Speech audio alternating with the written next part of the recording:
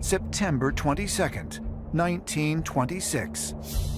Howard Carter and his team begin their 5th excavation season at the tomb of King Tutankhamun. The focus of their work is an unwalled room on the far end of the burial chamber called the Treasury. When they enter, the first thing they come upon is a 5th so-called magic brick. This 5th brick has a harrowing inscription that reads, "It is I who hinder the sand from choking the secret chamber, and who repel that one who would repel him with the desert flame. I have set aflame the desert. I have caused the path to be mistaken. I am for the protection of the deceased." And we have to wonder, why was this 5th brick placed in the tomb of Tutankhamun?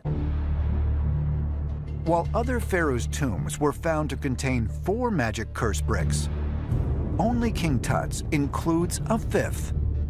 But why? That 5th brick may be a clue, a sort of X marks the spot treasure map that shows us that something very significant that perhaps we still don't understand was hidden in that tomb. On September 28, 2015, British Egyptologist Nicholas Reeves made a remarkable discovery while examining high-resolution scans of King Tut's tomb: the possibility of hidden cavities within the burial chamber.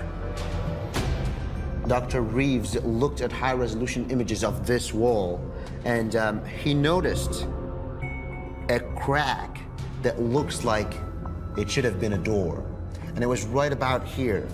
They brought thermal scanners in and scanned behind this wall, and they believe they found cavities behind this specific area. He took a permission to go inside the north room and dig through to discover what's behind this wall. Just a couple of months before the mission took place, it was stopped for unknown reasons. Who or what may be hidden in this secret chamber is hotly debated. But some researchers believe it is possible that it contains the remains of Egypt's most controversial pharaoh, Akhenaten, who also happens to be the father of King Tut. Ancient Egypt had always been polytheistic, many gods. And then there is a new leader, a new pharaoh with a new idea. Akhenaten announces there will be one God. They will be a monotheistic people. Aten, the sun god, would be the one divinity they all worshipped. The image is the sun disk. It shook the empire in really terrible ways. What could have inspired Akhenaten to make such drastic changes during a time of tremendous prosperity? Ancient astronaut theorists suggest there may have been an otherworldly influence. And as evidence, point to the way he was depicted by artists of the time. Akhenaten introduced the idea that every time his artisans would carve something, it had to be lifelike. So it had to be represented exactly the way it was seen, which is interesting because if you look at the likenesses of Akhenaten, he looks very strange. Akhenaten had himself depicted in the most peculiar way. He had this elongated face, he had this protruding belly, he had these almost like chicken leg type legs, very peculiar, with this elongated skull at the back.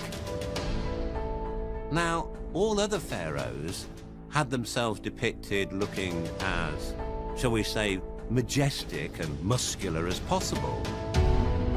One has to wonder if Akhenaten may have been some type of an extraterrestrial hybrid, and that is why he introduced this one god rule.